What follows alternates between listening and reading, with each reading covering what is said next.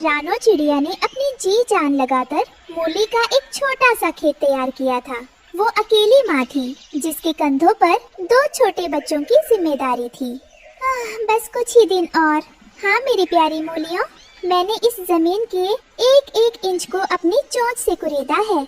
अगर ये फसल अच्छी हो गई तो मेरे बच्चों को इस कड़ाके की सर्दी में भूखा नहीं सोना पड़ेगा।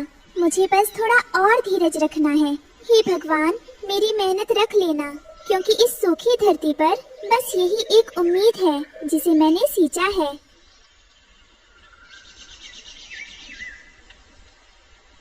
शाम को जब रानो खाली हाथ घोंसले में लौटी तो उसके बच्चे गुड़िया और कुकू भूख से बिलख रहे थे। माँ, बहुत जोर की भूख लगी है। आज भी हम भूखे सोएंगे? नहीं मेरे बच्चे, रोते नहीं, बस थोड़ा धीरज रखो। नीचे खेत देखा है तुमने? वहाँ बड़ी बड़ी मूलियाँ उग रही हैं। हम सब पेट भर कर खाएंगे। तुम दोनों सोवी अपने घोंसले से बाहर निकली। उड़ते हुए वो नदी के उस किनारे पर जा पहुँची जहाँ वहाँ एक बड़े पत्थर पर उसे अपनी सहेली हरियाली तोती बैठी मिल गई। अरे हरियाली बहन, आपने देखा उस रानो को? मुझे तो लगता है गर्मी ने उसका दिमाग खराब कर दिया है। सही कह रही हैं आप गोरी बहन। मैंने सुबह देखा उसे, बेचारी चोंच से पत्थर तोड़ रही थी। कहती है उम्मीद बो रही हूँ।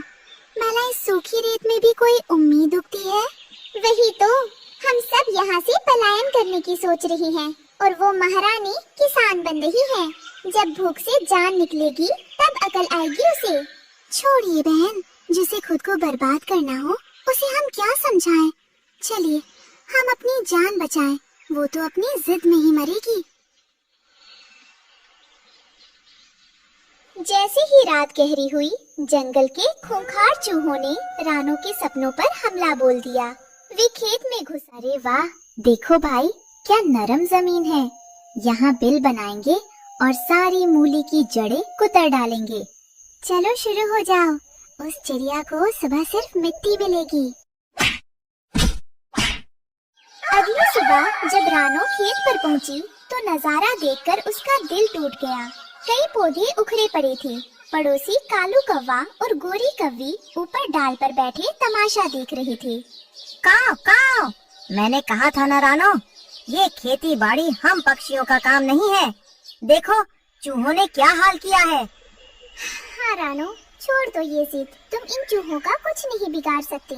बच्चों को लेकर कहीं और चली जाओ, यहाँ तो अब भूखमरी है। रानो अकेली खेत के किनारे बैठी रो रही थी। उसे समझ नहीं आ रहा था कि वो क्या करे। तभी उसे जंगल के सबसे बुजुर्ग और समझदार पक्षी उल्लू बाबा की याद आई। नहीं, मैं इतनी आसानी से हार नहीं मानूंगी। रोने से मेरे बच्चों का पेट नहीं भरेगा। मुझे उल्लू बाबा के पास जाना। मेरी मदद कीजिए। मैंने बहुत मेहनत से मूली उगाई थी, लेकिन चूहे उसे बर्बाद कर रहे हैं। मेरे बच्चे भूखे मर जाएंगे। मैं क्या करूं? बेटी रानो, चूहों की ताकत उनकी संख्या है और तुम्हारी चोंच छोटी है। तुम उनसे लड़ नहीं सकती। लोहे को लोहा काटता है और जहर को जहर। रानो ने हैरानी से बाबा की ओर देखा। मैं समझी नहीं बाबा, मुझे क्या करना होगा? पहाड़ी के पीछे एक काला नाग रहता है। वह कई दिनों से भूखा है और गर्मी से परेशान है। उसे ठंडक और खाना दोनों चाहिए। तुम्हारा मूली का खेत उसे ठंडक देगा और चूहे उसका खाना बनेंगे। नाग? बाबा, आप ये क्या कह रहे हैं? एक काला नाग? वो तो चूहों से भी ज्यादा खतरनाक है। वो तो मेरे पूरे परिवार के लिए जानलेवा होगा। वो मुझे और मेरे नन्हे बच्चों को खा जाएगा। क्या कोई और रास्ता नहीं है बाबा? मैं अपने बच्चों को एक और खतरे में कैसे डाल सकती हूँ? नहीं बेटी, नाग को बड़े शिकार की जरूरत है। अगर तुम उसे नहीं छेड़ोगी तो वो तुम्हारा रक्षक बनेगा। कुदरत का यही नियम है। जाओ, उसे आने दो, डरो मत। रानो डरते डरते वापस खेत पर आई। उसने देखा कि उल्लू बाबा की बात सच थी। पहाड़ी की तरफ से एक विशाल काला नाग धीरे धीरे खेत की ओर सरक रहा। भागो रानो, अपनी जान बचाओ, नाग आ रहा है।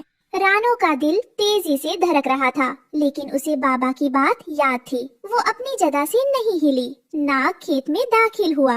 रानो ने अपनी आंखें बंद कर ली, लेकिन नाग सीधा मूली के घने पत्तों के बीच चला गया, जहाँ उसे चूहों की गंध आ रही थी। भागो, सांप, सांप! इससे पहले कि चूहा भाग पाता, नाग ने झपट्टा मारा और उसे दबोच लिया। रानो ने अपनी आंखें खोली और ये नजारा देखा। रानो उड़कर अपने बच्चों के पास पहुंची। बच्चे नाग को देखकर डर रहे थे। माँ, वो हमें काट लेगा। चलिए यहाँ से चलते हैं। नहीं मेरे बच्चों, शांत रहो। वो हमारा दुश्मन नहीं है। वो उन चोरों को सजा देने आया है जिन्होंने हमारा खाना चुराया था। जब तक वो नीचे बैठा है, हमारा खेत सुरक्षित है। अगले कुछ दिनों तक नाग ने खेत में ही डेरा जमाए रखा। उसे मूली के पत्तों की ठंडी छांव और खाने के लिए चूहे मिल रहे थे। चूहों का नामो निशान मिट गया। जब सारे चूहे खत्म हो गए, तो नाग चुपचाप वहाँ से चला गया। रानो ने राहत की सांस ली। वो उड़कर सीधा उसी पुराने बरगद के पेड़ पर उल्लू बाबा के पास पहुंचा। शुक्रिया बाबा, आपने सही रास्ता दिखाया। और शुक्रिया नाग देवता, अनजाने में ही सही आपने मेरे बच्चों की जान बचा ली। शुक्रिया मेरा नहीं, अपनी हिम्मत का करो बेटी। मुसीबत में घबराना आसान है, लेकिन दिमाग से काम लेना मुश्किल। जाओ, तुम्हारे बच्चे भूख से इंतजार कर रहे हैं। अपनी मेहनत की कमाई खाओ।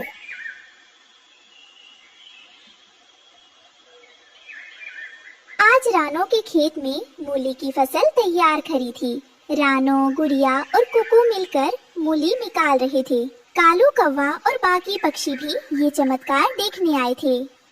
रानो, तुम्हारी हिम्मत और समझदारी ने कमाल कर दिया।